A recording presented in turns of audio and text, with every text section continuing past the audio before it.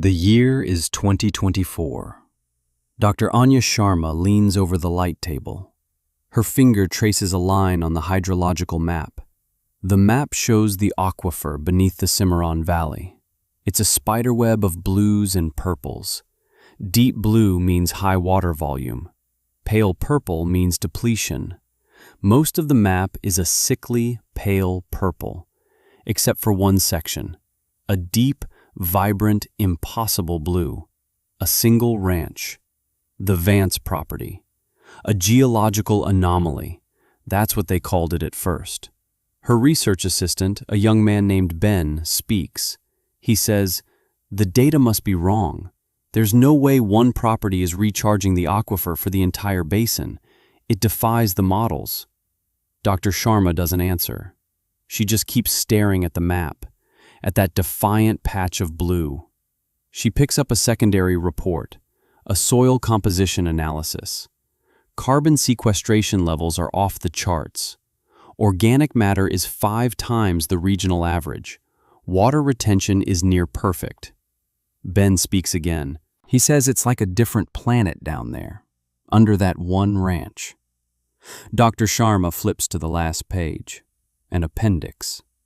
Historical Land Use Survey, Cimarron Valley, 1988. A single paragraph catches her eye. It mentions a proposal by a company called Corp, a plan to purchase all 27 ranches in the valley, a plan to create a vertically integrated cattle operation. The report notes that 26 of the 27 ranchers accepted the offer, an offer of double the appraised value, a generous offer, a logical offer. The report lists the name of the single holdout, Ilara Vance, aged 24 at the time. Dr. Sharma looks from the 1988 report to the 2024 water map, from the name of the woman who said no to the impossible blue that shouldn't exist. The room is silent. Ben finally breaks the silence. He says, "What did she know that nobody else did?" This is the story of that refusal and the decades that followed. It's a story about the difference between a price and a value, and how the most dangerous limitation is the one imposed by someone who genuinely believes they are protecting you. This channel tells the stories that get left in the soil, the histories written in fence lines and water rights. If you believe those stories matter, subscribe. Because what happened in that valley changed everything, and you're going to want to hear what happened next. Let me take you back to the spring of 1988. The Cimarron Valley was tired. The land was tired. The people were tired. Generations of hard work had led to this: debt, drought, and the quiet feeling of an ending. Ilara Vance felt it every morning. She was 24 years old. Her parents were gone, killed in a car crash on an icy road 2 years before. The ranch was hers now, all 840 acres of it, and the debt that came with it. She sat at the same kitchen table her grandmother had used. The wood was worn smooth. Across from her sat a man named David Sterling. He was not a bad man. This is important to understand. David Sterling coached Little League. He served on the hospital board. He had ranched this same valley for 20 years before taking a job with Corp. He had kind eyes, a firm handshake. He spoke in a calm, reasonable voice. He believed every word he was saying. He slid a folder across the table. The Corp logo was embossed in green foil. Inside was the offer, a number that made Ilara's breath catch in her throat. It was more money than her family had seen in 3 generations. Double the appraisal. Cash. No contingencies. A 30-day close. David Sterling let the number sit in the air. He let it work its magic. He said, "Ilara, we've made this offer to every family in the valley, from Miller's Creek to the North Ridge. 26 of your neighbors have already signed. You're the last one." He leaned forward, his voice softening. He was a father speaking to a daughter, not a businessman closing a deal. "I knew your dad," he said. "He was a good man, a proud man. He wouldn't want to see you struggle. This life, it's over. The small family ranch can't compete anymore. The margins aren't there. The costs are too high. It's a slow death. You know it. I know it." He gestured out the window, at the pale, thirsty-looking grass. "This is a chance for a new life, a good life. Pay off the bank, buy a house in town, go back to school. You're young. You have your whole life ahead of you. Don't waste it here. Don't drown with a sinking ship." He said it with such sincerity, such genuine concern. It wasn't a threat. It wasn't a negotiation. It was, in his mind, a rescue. He was saving her from a future of poverty and failure. He was certain of it. And that certainty was more powerful than any threat. It was a cage made of kindness. Ilara looked down at the number on the page. She could feel the weight of the banknotes, the stares of her neighbors, the logic of it all. Everything he said was true. By every conventional measure, he was right. She was alone. She was in debt. She was holding on to a past that had no future. She looked up from the paper.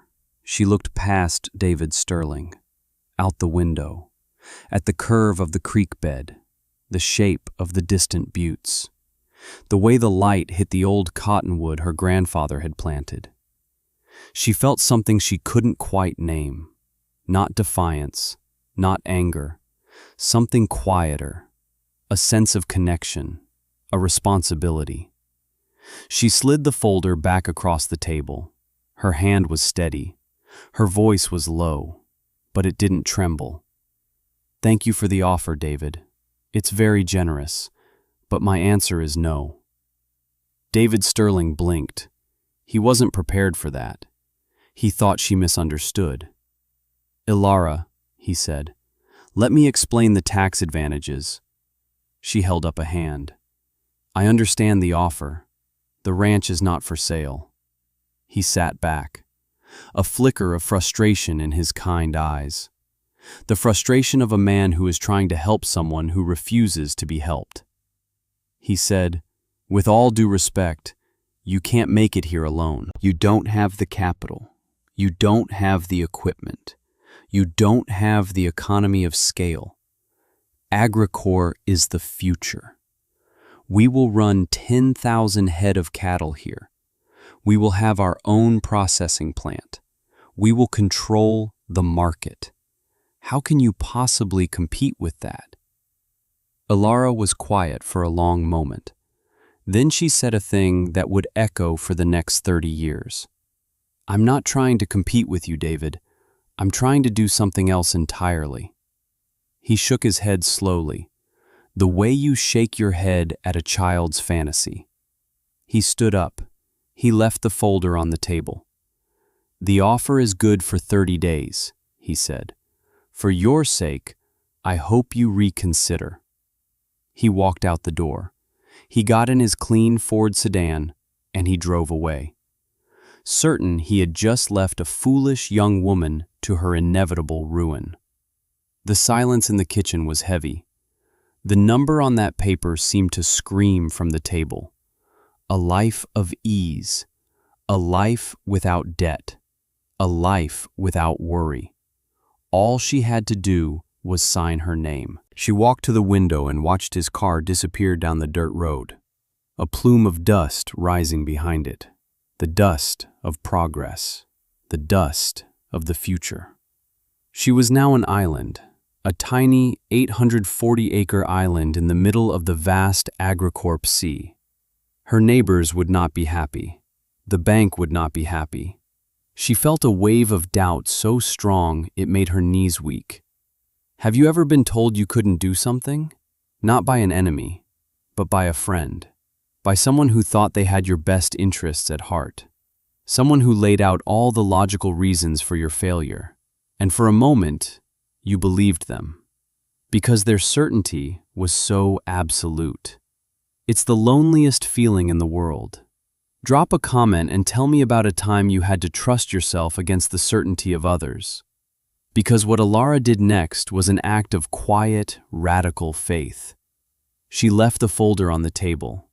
She walked into her grandfather's study, a small room that smelled of old books and pipe tobacco. She pulled a leather-bound journal from the shelf. His name was Thomas Vance. He had died when she was 10. He had been a strange man, her grandfather. He read books on soil science and Roman history. He talked to the creek. He believed the land was a living thing. Her father had loved him, but had thought his ideas were impractical, old-fashioned. Ilara opened the journal. His handwriting filled the page, strong, deliberate cursive. She found the entry for the day she was born, March 12, 1964. He hadn't written about his new granddaughter. He had written about the water. Today the snowmelt began. The creek is running high. I walked the upper pasture. The water wants to spread out, to slow down. My father built ditches to fight it, to hurry it off the land. My neighbors do the same.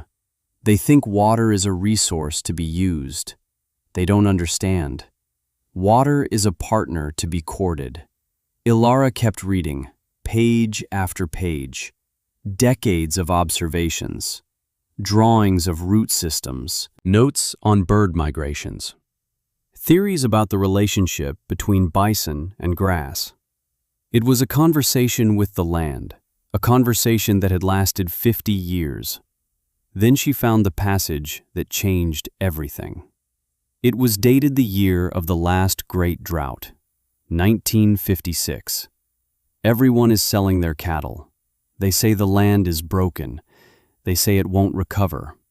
They are wrong. The land is not broken. It is thirsty. They have stripped its armor. The bare soil bakes in the sun. The rain, when it comes, will be a flood, not a blessing. It will carry our best soil to the ocean. They have forgotten the old ways. They have forgotten that the grass is the key. The grass builds the soil. The soil holds the water. The water feeds the grass. It is a circle. We have broken the circle, but it can be mended. The water remembers where it's supposed to go. So does the land. The water remembers. The phrase settled deep in her bones. It was an anchor in the storm of doubt. David Sterling's logic was the logic of spreadsheets and markets. Her grandfather's logic was the logic of ecosystems and time. She closed the journal. She walked back into the kitchen. She picked up the AgriCorp folder. She walked to the wood stove, opened the little iron door, and she fed the future to the flames. The paper curled. The green foil logo melted away.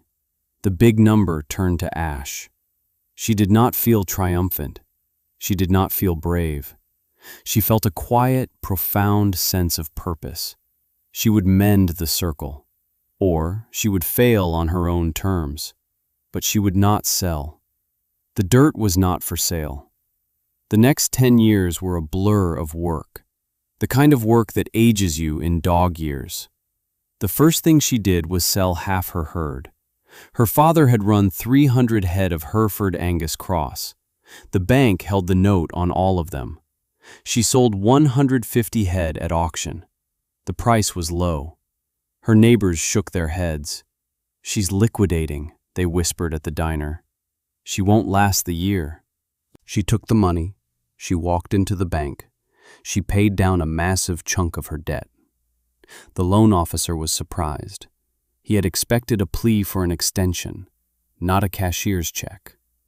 With the rest of the money, she bought fence, miles and miles of high-tensile electric fence, and a solar-powered fencer. Then she bought new cattle. Not the big, blocky cattle her father had raised. She bought a small herd of Scottish Highland cattle and another of Red Poll, breeds that were considered relics, smaller, slower growing, but tough, hardy. They could survive a winter without tons of supplemental feed. They were built for this high country land. Her neighbors laughed. They called them her hairy pasture ornaments. She ignored them. She started reading her grandfather's journal every night, and every day she put his words into practice. She divided her 840 acres into 120 small paddocks. She began a system of intensive rotational grazing, moving the cattle every single day, sometimes twice a day.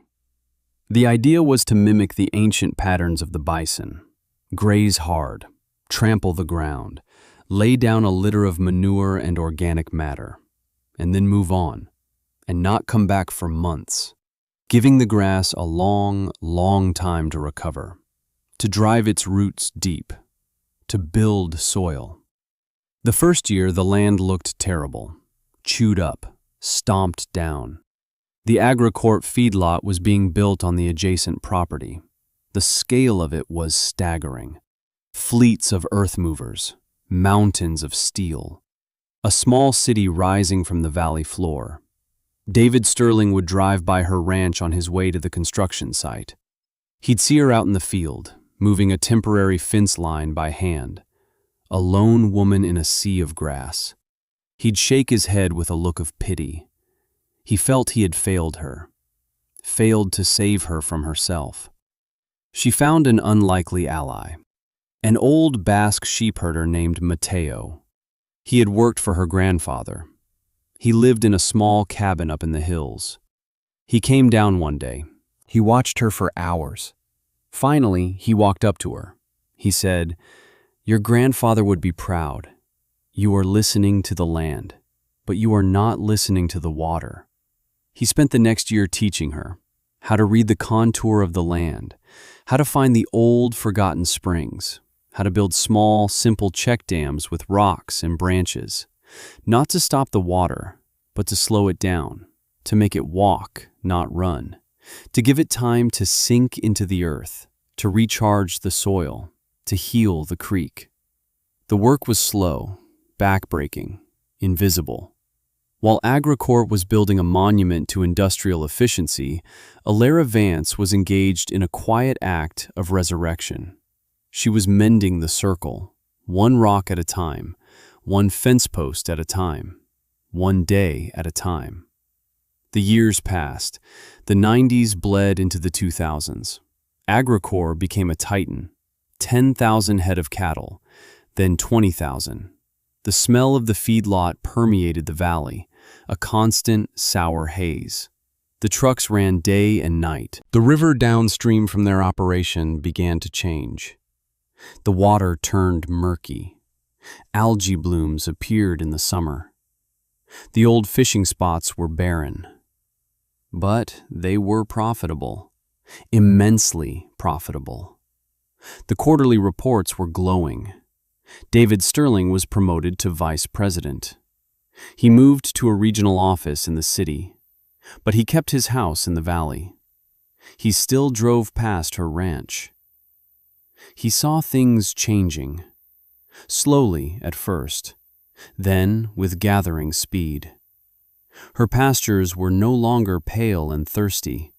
They were green, a deep, vibrant green he hadn't seen in this valley since he was a boy. Even in the dry months. The creek that ran through her property, which used to dry up by August, now ran clear, all year round. He saw new kinds of birds on her land. He saw deer and elk grazing near her strange, hairy cattle.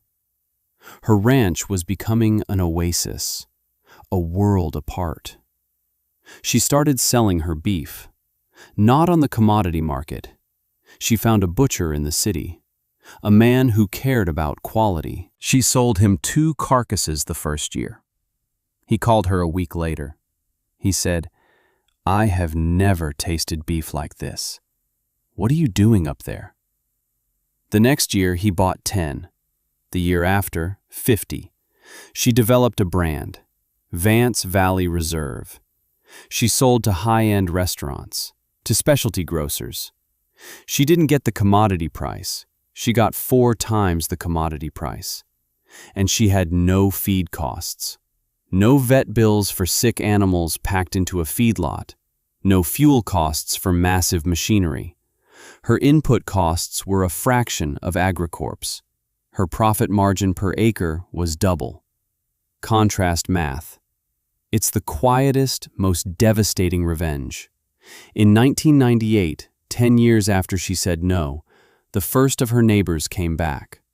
An old man named Charlie. He had sold his 160 acres to Agricorp.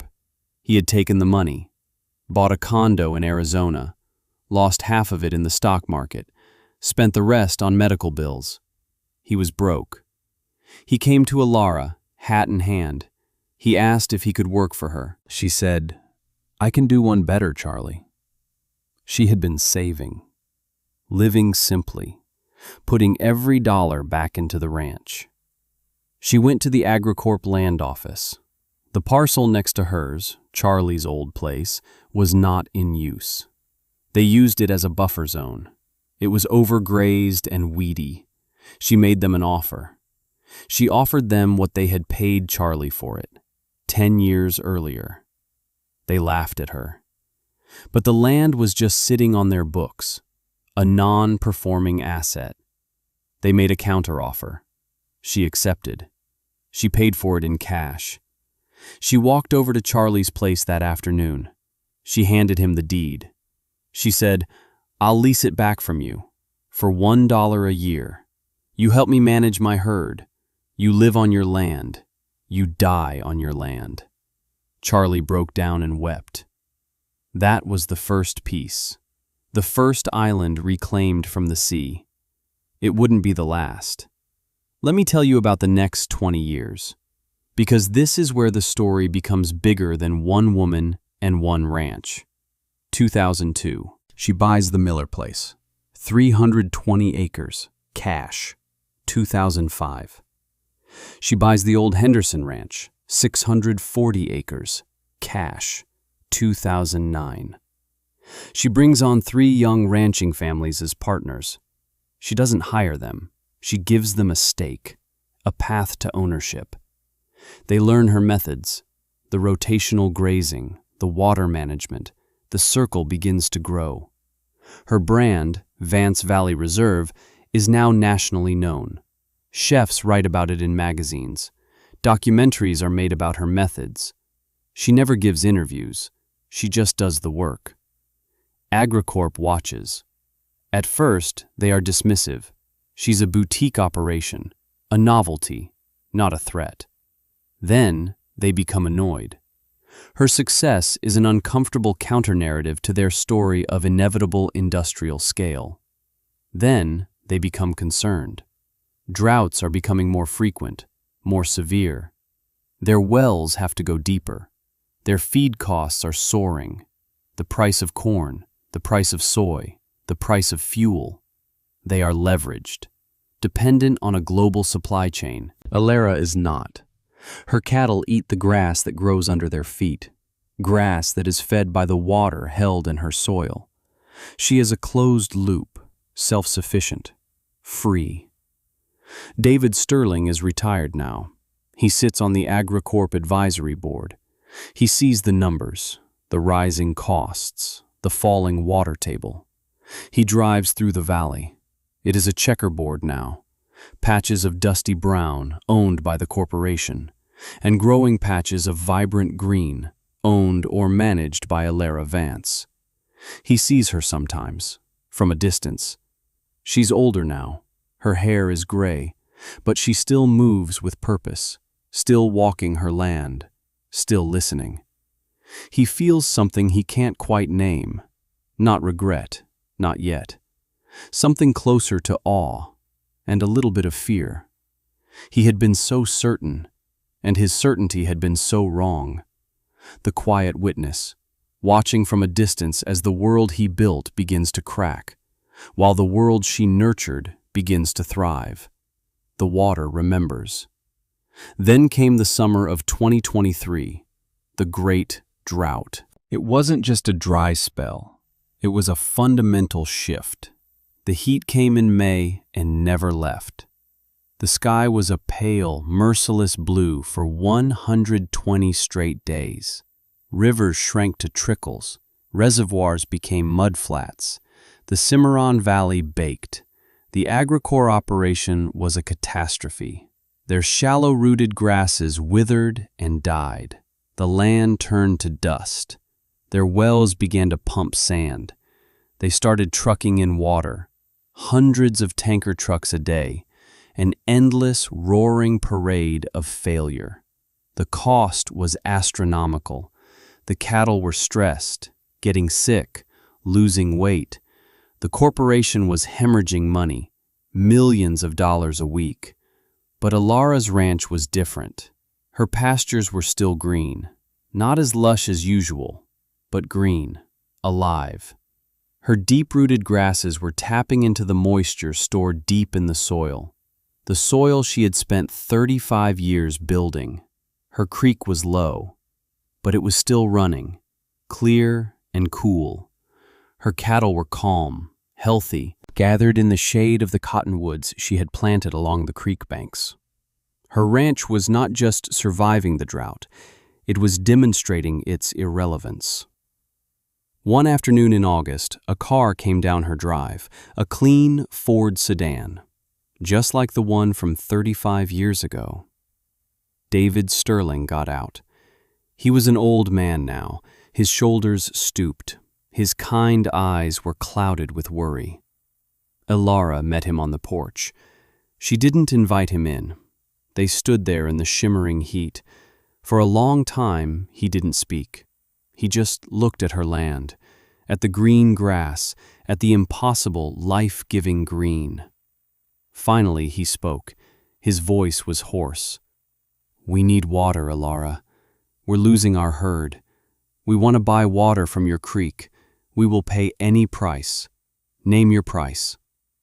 It was the ultimate reversal. The titan of industry coming to beg from the foolish girl he had tried to save. Ilara was silent. She looked at this man, this decent man who had been so certain. She felt no triumph, no desire for revenge, only a deep, quiet sorrow for the cost of his certainty. The cost to the land, the cost to the water, the cost to the community. David saw the look in her eyes. He misunderstood it. He thought it was anger. He said, "I know what you're thinking. You were right, and I was wrong. We were all wrong. We were arrogant. We were greedy. We should have listened." Ilara shook her head slowly, and then she delivered the quiet devastation, the line that would become the legend of the valley. "You weren't wrong, David. You were certain. That's worse. Wrong can be corrected. Wrong can learn. Certainty is a closed door. You didn't come here to listen 35 years ago. You came here to inform me of a future that was already decided. My water is not for sale.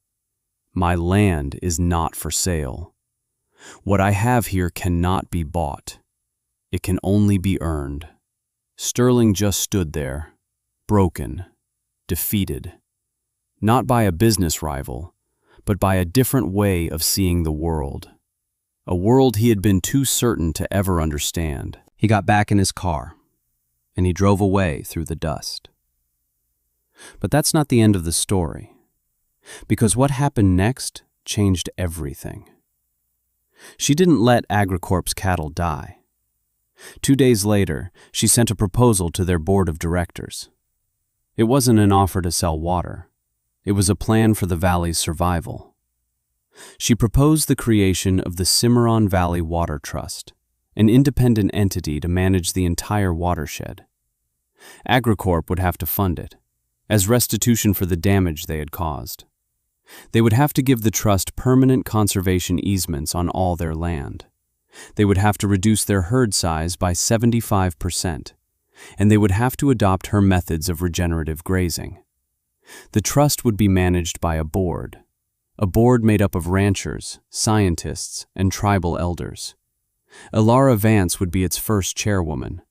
It was an unconditional surrender, and a blueprint for a new beginning. The board fought it. Their lawyers screamed, but they had no choice. They were weeks from bankruptcy. They signed the agreement. The work of healing the entire valley began. It will take decades, generations. But the circle is being mended. The water is beginning to remember. Elara also established the Vance Valley Cooperative, a non-profit that helps young ranchers get started. It provides low-interest loans, access to land, and, most importantly, education in the principles her grandfather wrote down in his journal. Today, there are a dozen new families ranching in the valley. They are not getting rich. They are building lives of purpose. They are healers of the land. On the wall of the cooperative's main office, there is a glass case. Inside is a worn, leather-bound book, her grandfather's journal. It's open to a specific page, the one dated March 12, 1964, the day she was born.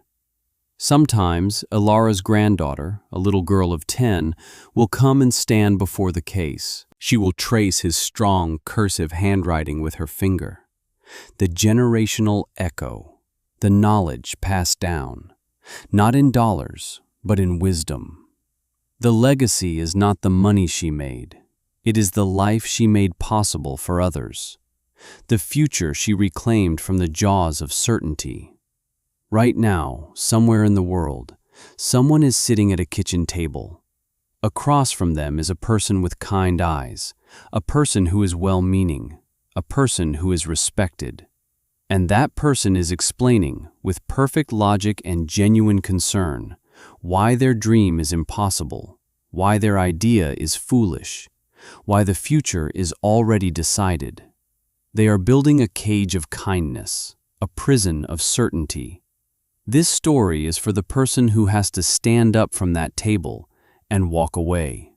Not with anger, but with a quiet, profound faith in a different kind of logic. The logic of the soil, the wisdom of the water. The stubborn, unshakable belief that you can mend a broken circle. Proving someone wrong is easy. Proving someone wrong who thinks they are protecting you, that is the loneliest, hardest, and most important work there is. It takes decades. It takes scars. It takes a faith that you can't always explain. But the world is not changed by the certain. It is changed by the quiet, stubborn listeners, the ones who hear a wisdom older than the markets. If this story reminded you of someone who stood against the tide, share it with them. Let them know they are not alone. And if you believe these stories of quiet perseverance need to be told, subscribe to this channel, because there are 1,000 other valleys and 1,000 other guardians, and their stories deserve to be heard. Thank you for listening.